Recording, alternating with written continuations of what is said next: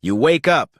Before your feet hit the floor, before you've said a word to anyone, you're already checking your phone. Maybe it's notifications. Maybe it's the news. Maybe you don't even know why. Your hand just moved. You've probably noticed this about yourself. You've probably tried to stop. And yet, here we are. This isn't a willpower problem. It's not laziness. What's happening in your brain right now is one of the most sophisticated psychological manipulation systems ever engineered, and it was designed specifically for you. Most people think dopamine is the pleasure chemical. You do something good, dopamine floods your brain, you feel great. That's not quite right. Dopamine isn't about pleasure, it's about anticipation. It fires before the reward, in the moment of wanting, not having. Think about the last time you ordered something online. The excitement of hitting buy, the waiting, the tracking the package, was often more thrilling than actually opening the box. That's dopamine. It runs on maybe. In the 1950s, a psychologist named B.F. Skinner ran an experiment. He put pigeons in boxes with levers. Some levers gave food every time, others gave food randomly. The pigeons with random rewards became obsessed. They'd peck the lever hundreds of times, desperate, compulsive. Skinner called this a variable reward schedule, and it's the most powerful behavioral conditioning mechanism ever discovered. Now look at your phone.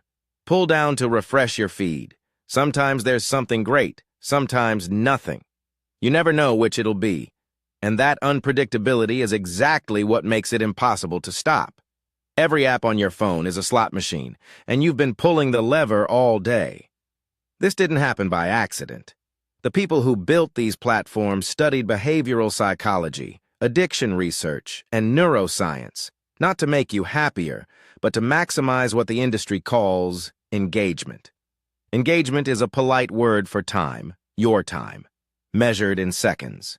Infinite scroll was designed so there's never a natural stopping point. Autoplay eliminates the moment of choice between videos. Notification badges create a sense of urgency that mimics real threat, like counts are delayed and then released in bursts to spike your dopamine harder.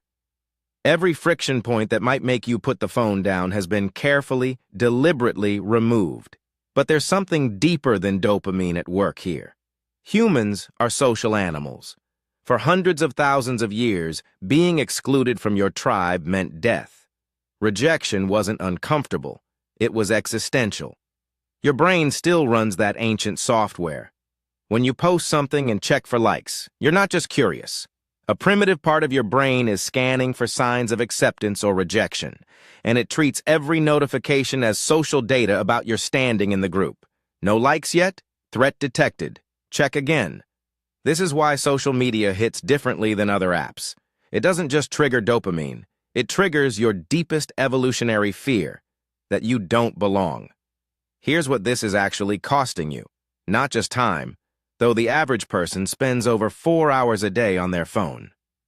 What's being stolen is something harder to measure. Depth. Deep focus.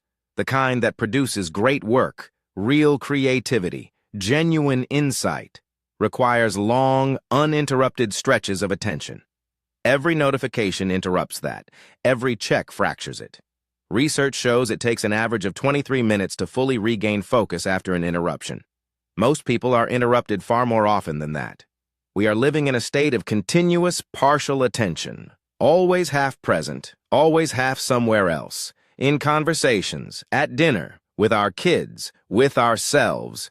The phone didn't just take your time, it took your ability to be fully anywhere. So what do? First, understand that this is not a fair fight. You are not competing against an app. You are competing against billion-dollar companies with thousands of engineers whose sole job is to keep you engaged. Willpower alone will not win. You need to change your environment, not just your intentions. Put your phone in another room at night. Turn off every non-essential notification. Not most, every single one. You can check things on your schedule, not theirs. Create phone-free blocks. Not forever. Just morning routines, meals, the first hour after work. Give your brain windows of actual rest and notice the urge. When you reach for your phone without knowing why, pause. Just 1 second. Ask what you're actually looking for. Often it's not information, it's escape from discomfort.